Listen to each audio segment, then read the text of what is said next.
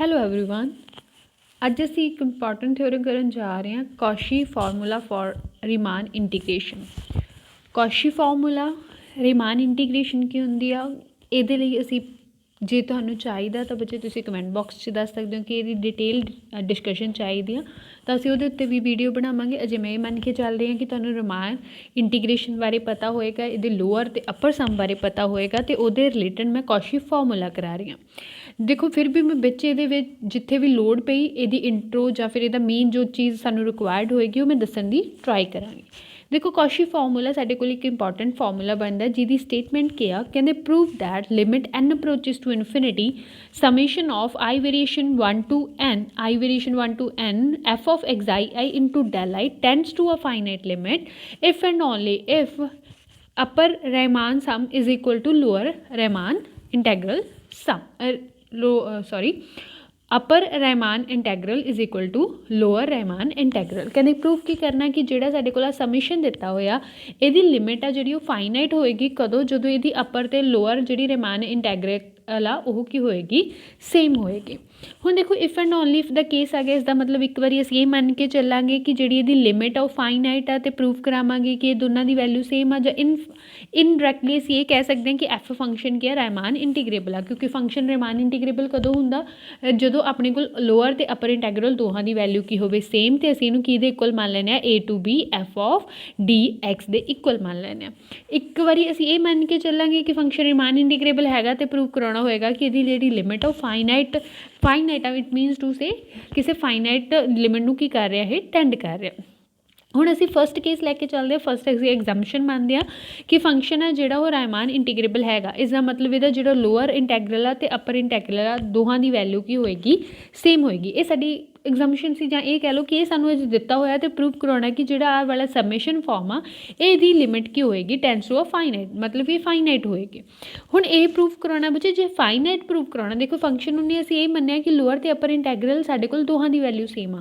हुण जे दोहां की value same आ इसका मतलब फंक्शन रैमान इंटीग्रेबल आ, जे रैमान इंटीग्रेबल आ इसका मतलब इसकी इंटीग्रेशन की कर रही है एडजस्ट कर रही है बच्चे, क्योंकि रैमान इंटीग्रेबल की होएगा जेकर उसकी इंटीग्रेशन जी आ वो की करेगी एडजस्ट करेगी तो तिन्ना की वैल्यू की होएगी सेम होएगी। A to B upper limit equal to lower and lower sum is lower integral is equal to A to B F of X D of X के इक्वल होएगी। सो असीं जे इनडायरैक्टली ये प्रूफ करा दिए कि जो भी आ साडे कोल सबमिशन आ वो किहदे इक्वल आ A to B F of D X दे ही इक्वल आ, क्योंकि ये तो एडजस्ट कर रहा दिस इंप्लाइज आ साडे कोल सबमिशन फॉर्म भी की कर जाएगी एडजस्ट कर जाएगी।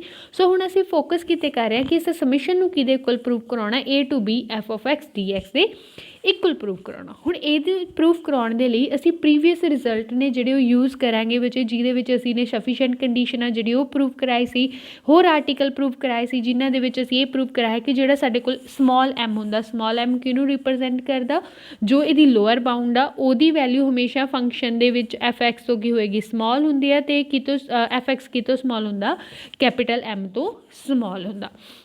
हुण स्मॉल एम की सी बच्चे पार्टीशन की सी देख एक बार थोड़ा जिहा रिव्यू दे दिंदी हां। जिवें साडे कोल रैमान इंटीग्रेशन किया बच्चे उहदे कित्थे अपलाई हुंदी है जां सम की सीगा उहदे उत्ते गल करदे हां। मान लो कोई भी फंक्शन है एफ जो कि साडे कोल बाउंडड फंक्शन दिता होया किसी ए टू बी इंटरवल ते किसी closed interval A to B दे उत्ते, दैन असीं की करदे हां बच्चे कहंदे ये जिहड़ा इंटरवल आ ए टू बी इसदी एक पार्टीशन कर लेना। एक नहीं बच्चे बहुत सारियां पार्टीशनस एग्जिस्ट कर सकदे ने। असीं सपोज करके चलदे कि एक अजिही पार्टीशन कीती आ जिहदे विच साडे कोल की है x1 x2 up to so on X N तक, तो यह साढ़े कोल ए किहदे इक्वल आ एक्स नॉट दे इक्वल अप टू विच बहुत सारे। हुण कहंदे जिहड़ी असीं पार्टीशन कीती है बच्चे उस पार्टीशन दे विचों छोटे छोटे सब इंटरवल लै लेने ने, जिवें x1 x2 x3 x4 up to non overlapping intervals ने जिहड़ी सब इंटरवल्स वो की कीते पिक कीते। हुण जिहड़े सब इंटरवल्स लैने बचे हुण फंक्शन की करेगा, कहंदे जिहड़े आ वैल्यूज़ ने आ इंटरवल ने इन्हां दे उत्ते फंक्शन की कोई लीस्ट बाउंड होएगी, इन्हां दे उत्ते फंक्शन की कोई ग्रेटेस्ट बाउंड होएगी। ग्रेटेस्ट ते लीस्ट बाउंड मतलब कि कोई एक इहो जी वैल्यू होएगी जो फंक्शन की सब तो छोटी वैल्यू दिंदी होएगी, एक इहो जी वैल्यू होएगी जो एक अजिहा पॉइंट होएगा जिथे फंक्शन सानूं वड्डी वैल्यू दिंदा होएगा। तो साडे कोल स्मॉल एम ते कैपिटल मान लो जिहड़ा फंक्शन है साडा इनक्रीजिंग इन द सेंस बच्चे मान लो एक्स फंक्शन एफ एक्स की है एक्स दी स्केयर दिता होया, जे एक्स पाओगे एक्स दी आंसर स्केयर आएगा। इसका मतलब x1 पाओगे तो आंसर x1 स्केयर, x2 पाओगे तो x2 दी स्केयर। ਜਦੋਂ ਫੰਕਸ਼ਨ ਇਨਕਰੀਜ਼ਿੰਗ ਹੁੰਦਾ ਬੱਚੇ, ਜੋ ਵੀ ਅਸੀਂ ਸਬ ਇੰਟਰਵਲ ਲਿਆ ਉਹਦੀ ਜੋ ਵੀ ਛੋਟੀ ਲਿਮਿਟ ਹੁੰਦੀ ਆ ਉਹ ਸਾਨੂੰ ਸਮਾਲ ਐਮ ਦਿੰਦੀ ਹੈ, ਅਤੇ ਜੋ ਵੀ ਵੱਡੀ ਹੁੰਦੀ ਆ ਉਹ ਕੀ ਦਿੰਦੀ ਆ, ਕੈਪੀਟਲ ਐਮ। ਹੁਣ ਦੇਖੋ ਕਿ ਜਿਹੜੇ ਅਸੀਂ ਆ ਸਮਾਲ ਸਬ ਇੰਟਰਵਲ ਲਈ ਕੱਢਦੇ ਹੁੰਦੇ ਹਾਂ ਸਮਾਲ ਐਮ ਅਤੇ ਕੈਪੀਟਲ ਐਮ, ਇਹਨਾਂ ਨੂੰ ਅਸੀਂ ਕੀ ਕਹਿ ਦਿੰਦੇ ਹਾਂ, ਇੱਕ ਸਮਾਲ M1 M2, ਕਿਉਂਕਿ ਹਰ ਇੱਕ ਸਬ ਇੰਟਰਵਲ ਦੇ ਲਈ ਅਲੱਗ M1 M2 ਨਿਕਲੇਗਾ, ਤਾਂ ਅਸੀਂ ਉਹਨੂੰ ਨੇਮਿੰਗ ਦੇ ਦਿੰਦੇ ਹਾਂ M1 M2 small M3 up to so on Mn। ਇਸੇ ਤਰ੍ਹਾਂ ਹਰ ਇੰਟਰਵਲ ਦੇ ਲਈ ਇੱਕ ਸਾਡੇ ਕੋਲ ਜਿਹੜੀ ਅਪਰ ਬਾਊਂਡ ਵੀ ਨਿਕਲੇਗੀ, ਅਸੀਂ ਉਹਨੂੰ ਕੀ ਕਹਿ ਦਿੰਦੇ ਹਾਂ, capital M1 capital M2 up to so on capital Mn। ਹੁਣ ਇਹ ਤਾਂ ਹੋ ਗਏ ਬੱਚੇ ਜਿਹੜੇ ਸਬ ਇੰਟਰਵਲ। ਹੁਣ ਜੇ ਅਸੀਂ ਸਬ ਇੰਟਰਵਲ 'ਚ ਪਾਰਟੀਸ਼ਨ ਨਾ ਕਰਦੇ ਹੋਏ ਅਸੀਂ ਸਿੱਧੇ ਹੀ ਫੰਕਸ਼ਨ ਦੇਖੀਏ, ਮੰਨ ਲਓ ਜਿਵੇਂ ਸਾਡੇ ਕੋਲ ਫੰਕਸ਼ਨ ਹੈ ਜਿਹੜਾ f(x) = x ਦੀ ਸਕੁਅਰ ਹੈ, ਇਹ ਕਿਹਦੇ ਉੱਤੇ ਡਿਫਾਈਨ ਹੈ, 0 ਤੋਂ 1 ਦੇ ਵਿੱਚ ਡਿਫਾਈਨ ਆ। ਹੁਣ 0 ਤੋਂ 1 ਦੇ ਵਿੱਚ ਸਿੱਧਾ ਅਸੀਂ ਕਹੀਏ ਕਿ 0 ਤੇ 1 ਦੇ ਵਿੱਚ ਇਹਦਾ ਕੀ ਬਿਹੇਵੀਅਰ ਹੋਏਗਾ, ਜੇ ਇਹਦੀ ਸਮਾਲ ਐਮ ਤੇ ਕੈਪੀਟਲ ਐਮ ਕੀ ਹੋਏਗੀ, ਜੋ ਵੀ ਇਹਦਾ ਜੇ ਫੰਕਸ਼ਨ ਇਨਕਰੀਜ਼ਿੰਗ ਆ ਬੱਚੇ, ਜੋ ਇਹਦੀ ਛੋਟੀ ਲਿਮਿਟ ਹੈ a, ਆ ਮੰਨ ਲਓ b ਹੈ ਸਾਡੇ ਕੋਲ, a ਦੇ ਉੱਤੇ ਫੰਕਸ਼ਨ ਕੀ ਦੇਗਾ, ਸਮਾਲ ਐਮ। ਸੋ ਸਮਾਲ ਐਮ ਦੀ ਵੈਲਿਊ ਕੀ ਹੋਗੀ, f(a) which is equal to 0, and capital M the value ਕੀ ਹੋਏਗੀ, f(b) which is equal to 1। ਹੁਣ ਜੋ ਵੀ ਸਾਡੇ ਕੋਲ ਆਂਸਰਸ ਆਉਣਗੇ ਬੱਚੇ ਫੰਕਸ਼ਨ ਦੀਆਂ, ਜੋ ਵੀ ਵੈਲਿਊ a ਤੋਂ b ਦੇ ਵਿੱਚ ਜੋ ਵੀ ਵੈਲਿਊ ਇਸ ਫੰਕਸ਼ਨ ਦੇ ਵਿੱਚ ਅਸੀਂ ਪੁੱਟ ਕਰਾਂਗੇ, ਉਹਦਾ ਆਂਸਰ ਹਮੇਸ਼ਾ ਜਾਂ ਤਾਂ 0 ਤੋਂ ਵੱਡਾ ਹੋਏਗਾ ਜਾਂ 1 ਤੋਂ ਕੀ ਹੋਏਗਾ, ਛੋਟਾ। ਸੋ 0 ਤੇ 1 ਦੇ ਵਿੱਚ ਕੀ ਕਰਦਾ ਹੋਏਗਾ, ਲਾਈ ਕਰਦਾ ਹੋਏਗਾ।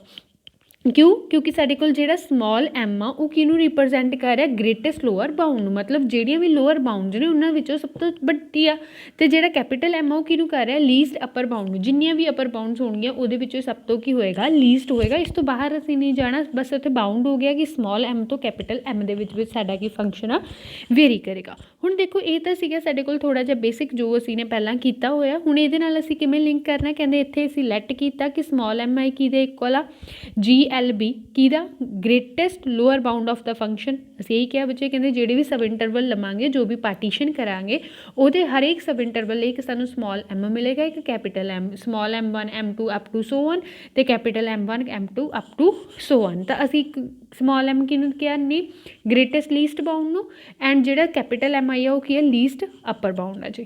ਅੱਗੇ ਫੰਕਸ਼ਨ ਦੀ ਅਸੀਂ ਇਹ ਵੀ ਕੰਡੀਸ਼ਨ ਹੁਣੇ ਦੇਖੀ ਆ, ਕਹਿੰਦੇ ਜਿਹੜਾ ਵੀ ਫੰਕਸ਼ਨ ਦੇ ਵਿੱਚ ਜੋ ਵੀ ਅਸੀਂ ਵਿੱਚੋਂ ਹੋਰ ਵੈਲਿਊ ਚੱਕਾਂਗੇ ਉਸ ਦੇ ਲਈ ਸਮਾਲ, ਸਾਡੇ ਕੋਲ ਇਹ ਸੀਗਾ ਰਿਜ਼ਲਟ ਬੱਚੇ ਕਿ ਸਮਾਲ ਐਮ ਆ ਜਿਹੜਾ ਉਹ ਕੀ ਹੋਏਗਾ, f(x) ਤੋਂ ਛੋਟਾ ਹੋਏਗਾ, ਵਿਚ ਇਜ਼ ਲੈਸ ਦੈਨ m। ਹੁਣ ਜੇਕਰ ਅਸੀਂ ਕੀ ਕਹੀਏ ਬੱਚੇ ਕਿ ਸਬ ਇੰਟਰਵਲ ਲੈਣਾ, ਦੇਖੋ ਜਿਹੜਾ x ਸੀਗਾ ਉਹ ਅਸੀਂ a to b ਦੇ ਵਿੱਚੋਂ ਕਿਤੋਂ ਲਿਆ ਸੀਗਾ।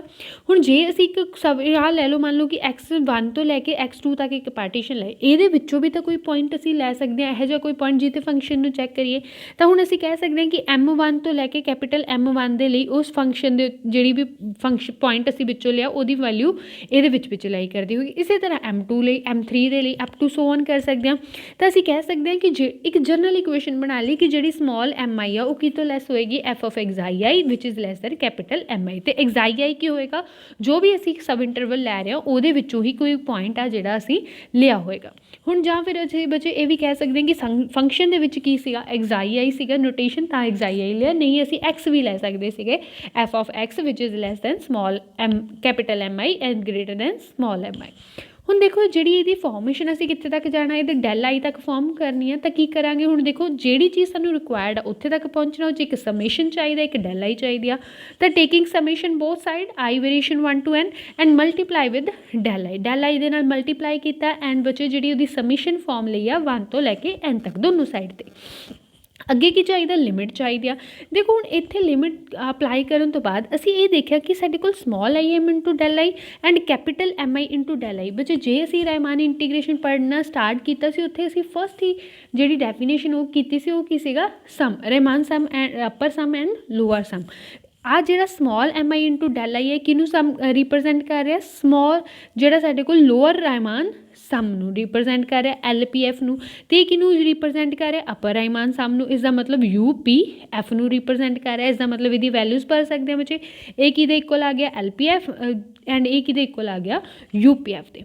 ਹੁਣ ਦੇਖੋ ਕੀ ਰਿਕੁਆਇਰਡ ਹੈ ਸਾਨੂੰ, n ਅਪਰੋਚਿਸ ਟੂ ਇਨਫਿਨਿਟੀ ਹੈ, ਤਾਂ ਦੋਨੋਂ ਸਾਈਡ ਸਾਡੇ ਕੋਲ ਤਿੰਨਾਂ ਦੇ ਨਾਲ ਅਸੀਂ ਨੇ ਕੀ ਲਗਾਤਾ, n ਅਪਰੋਚਿਸ ਟੂ ਇਨਫਿਨਿਟੀ, ਸਾਰੇ ਕਿਤੇ limit n approaches to infinity. Center 'ਚ ਤਾਂ ਉਹ ਰਿਜ਼ਲਟ ਹੈ ਬੱਚੇ ਜੋ ਸਾਨੂੰ ਚਾਹੀਦਾ, ਐਂਡ ਜਿਹੜੀ ਇੱਧਰਲੀਆਂ ਵੈਲਿਊਜ਼ ਨੇ ਅਸੀਂ ਉਹਨੂੰ ਫਾਰਮ ਕਰਨਾ, ਉਹਨੂੰ ਵੈਲਿਊ ਉਹਦੀ ਫਾਈਂਡ ਕਰਨੀ ਆ।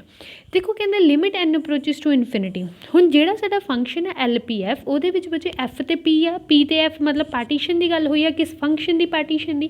ਹੁਣ ਇਹਦੇ ਵਿੱਚ ਕੀ ਕਹਿ ਰਿਹਾ, ਐਨ ਅਪਰੋਚ ਕਰ ਰਹੀ ਹੈ ਇਨਫਿਨਿਟੀ ਨੂੰ। ਬੱਚੇ ਐਨ ਦਾ ਅਪਰੋਚ ਕਰਨ ਦਾ ਮਤਲਬ ਦੇਖੋ ਅਸੀਂ ਪਾਰਟੀਸ਼ਨ ਕੀਤੀ ਸੀ A to B ਇੰਟਰਵਲ ਦੀ ਪਾਰਟੀਸ਼ਨ ਕਿਸ ਤਰ੍ਹਾਂ x1 x2 up to so on x of n, ਮਤਲਬ n ਇਹਦੇ ਸਬ ਇੰਟਰਵਲ ਬਣਾਏ ਸੀ। ਹੁਣ ਇਹ ਕੀ ਕਹਿ ਰਿਹਾ, ਕਹਿੰਦਾ n ਅਪਰੋਚ ਕਰ ਰਿਹਾ ਇਨਫਿਨਿਟੀ ਨੂੰ। ਇਸ ਦਾ ਮਤਲਬ ਜੋ ਤੁਸੀਂ ਸਬ ਇੰਟਰਵਲਸ ਬਣਾ ਰਹੇ ਹੋ ਉਹ ਇੰਨੇ ਜ਼ਿਆਦਾ ਬਣਾ ਰਹੇ ਹੋ ਕਿ ਇਨਫਿਨਿਟੀ ਨੂੰ ਅਪਰੋਚ ਕਰ ਰਹੇ ਹੋ, ਛੋਟੀ ਤੋਂ ਛੋਟੀ ਪਾਰਟੀਸ਼ਨ ਕਰੀ ਜਾ ਰਹੇ ਹੋ। ਹੁਣ ਜੇ ਅਸੀਂ ਪਾਰਟੀਸ਼ਨ ਨੂੰ ਵਧਾ ਰਹੇ ਹਾਂ ਬੱਚੇ, ਪਾਰਟੀਸ਼ਨ ਨੂੰ ਵਧਾਈ ਜਾ ਰਹੇ, ਨੰਬਰ ਆਫ ਜਿਹੜੀ ਉਹਦੇ ਵਿੱਚ ਸਬ ਇੰਟਰਵਲ ਸੀ ਉਹਨਾਂ ਨੂੰ ਇਨਕਰੀਜ਼ ਕਰ ਰਹੇ ਹਾਂ, ਤਾਂ ਹਰੇਕ ਸਬ ਇੰਟਰਵਲ ਦੀ ਜਿਹੜੀ ਡਿਸਟੈਂਸ ਆ ਜਿਹੜੀ ਉਹਦੀ ਡਿਫਰੈਂਸ ਆ, ਜਿਹੜਾ ਵੀ ਆ ਸਬ ਇੰਟਰਵਲ ਅਸੀਂ ਬਣਾ ਰਹੇ ਹਾਂ, ਇਹਨਾਂ ਦਾ ਜੋ ਡਿਫਰੈਂਸ ਆ ਉਹ ਘੱਟਦਾ ਜਾਏਗਾ। ਉਹ ਕਿਹਨੂੰ ਅਪਰੋਚ ਕਰਦਾ ਜਾਏਗਾ, 0 ਨੂੰ ਅਪਰੋਚ ਕਰੇਗਾ। ਇਸ ਦਾ ਮਤਲਬ ਅਸੀਂ ਮੈਕਸੀਮਮ ਜੋ ਸਾਡਾ ਡਿਫਰੈਂਸ ਆ ਉਹਨੂੰ ਕਿਹਨੂੰ ਅਪਰੋਚ ਕਰ ਰਹੇ ਹਾਂ, 0 ਨੂੰ ਅਪਰੋਚ ਕਰ ਰਹੇ ਹਾਂ। ਸੋ ਇਨਡਾਇਰੈਕਟਲੀ ਜੇ ਅਸੀਂ ਇਹ ਕਹੀਏ ਕਿ ਨੰਬਰ ਆਫ ਸਬ ਇੰਟਰਵਲ ਨੂੰ ਅਸੀਂ ਇਨਫਿਨਿਟੀ ਤੱਕ ਇਨਕਰੀਜ਼ ਕਰ ਰਹੇ ਹਾਂ, n ਨੂੰ ਇਨਫਿਨਿਟੀ ਤੱਕ ਪਾਰਟੀਸ਼ਨ ਵਧਾਈ ਹੀ ਜਾ ਰਹੇ ਹਾਂ, ਤਾਂ ਇਸ ਦਾ ਮਤਲਬ ਜਿਹੜਾ ਉਹਨਾਂ ਦੇ ਵਿੱਚ ਆ ਸਬ ਇੰਟਰਵਲ 'ਚ ਡਿਫਰੈਂਸ ਸੀਗਾ, ਮੈਕਸੀਮਮ ਡਿਫਰੈਂਸ, ਉਹ ਕਿਹਨੂੰ ਅਪਰੋਚ ਕਰੇਗਾ, 0 ਨੂੰ ਅਪਰੋਚ ਕਰੇਗਾ। ਸੋ n ਅਪਰੋਚਿਸ ਟੂ ਇਨਫਿਨਿਟੀ ਨੂੰ ਅਸੀਂ ਕਨਵਰਟ ਕਰ ਸਕਦੇ ਹਾਂ ਕਿ ਇਹਦੇ ਵਿੱਚ ਇਹ ਵੀ ਲਿਖ ਸਕਦੇ ਹਾਂ ਕਿ ਨੋਰਮ ਉਸ ਟਾਈਮ ਜਿਹੜੇ ਦਾ ਮੈਕਸੀਮਮ ਡਿਸਟੈਂਸ ਆ ਸਬ ਇੰਟਰਵਲਸ ਆ ਉਹ ਕਿਹਨੂੰ ਅਪਰੋਚ ਕਰੇਗਾ, 0 ਨੂੰ ਅਪਰੋਚ ਕਰੇਗਾ। ਸੋ UPF ਦੇ ਨਾਲ ਵੀ ਅਸੀਂ ਨੋਰਮ ਆਫ P ਅਪਰੋਚਿਸ ਟੂ 0 ਲਗਾਇਆ ਅਤੇ LPF ਦੇ ਨਾਲ ਵੀ। ਬੱਚੇ ਦਾ ਰੀਜ਼ਨ ਕੀ ਆ, ਕਿਉਂਕਿ ਸਾਨੂੰ norm P ਅਪਰੋਚਿਸ to 0 LPF the value ਪਤਾ ਹੁੰਦਾ ਹੈ ਕਿਹਨੂੰ ਰਿਪਰਜੈਂਟ ਕਰ ਰਹੀ ਹੁੰਦੀ ਆ, ਸਾਡੇ ਕੋਲ ਲੋਅਰ ਇੰਟੈਗਰਲ ਨੂੰ, ਰਹਿਮਾਨ ਇੰਟੈਗਰਲ ਨੂੰ, ਅਤੇ ਆਹ ਜਿਹੜੀ ਚੀਜ਼ ਹੈ ਕਿਹਨੂੰ ਰਿਪਰਜੈਂਟ ਕਰ ਰਹੀ ਹੁੰਦੀ ਆ, ਅਪਰ ਰਹਿਮਾਨ ਇੰਟੈਗਰਲ ਨੂੰ ਰਿਪਰਜੈਂਟ ਕਰ ਰਹੀ ਹੁੰਦੀ ਹੈ। ਸੋ ਅੱਗੇ ਦੀਆਂ ਅਸੀਂ ਵੈਲਿਊ ਸਬਸਟੀਟਿਊਟ ਕਰ ਦਾਂਗੇ।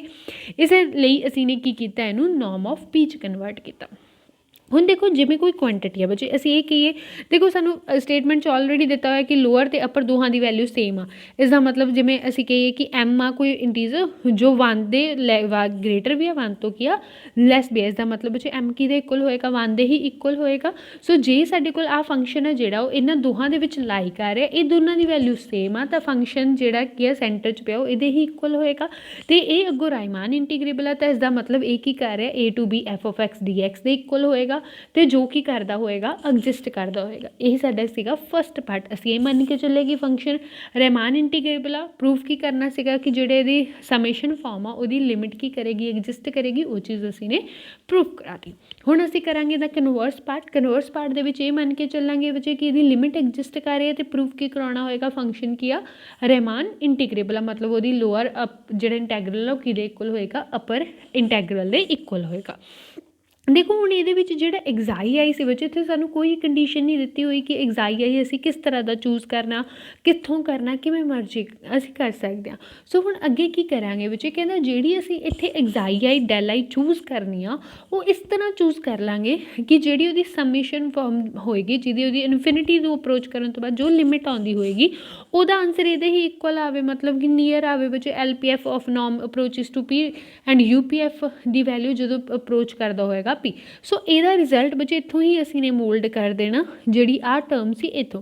ਦੇਖੋ ਇਹਦੇ ਲਈ ਅਸੀਂ ਹੁਣ ਕਨਵਰਸ ਪਾਰਟ 'ਚ ਕਹਾਂਗੇ ਕਿ ਇਹਦੇ ਵਿੱਚ ਜੋ ਐਗਜ਼ਾਈ ਆਈ ਅਤੇ ਡੈਲ ਆਈ ਆ ਉਹਨੂੰ ਅਸੀਂ ਇੰਡੀਪੈਂਡੈਂਟਲੀ ਮੰਨ ਕੇ ਚੱਲਾਂਗੇ, ਮਤਲਬ ਕੋਈ ਵੀ ਚੂਜ਼ ਵੈਲਿਊ ਕਰ ਸਕਦੇ ਹਾਂ A to B ਇੰਟਰਵਲ ਦੇ ਵਿੱਚੋਂ।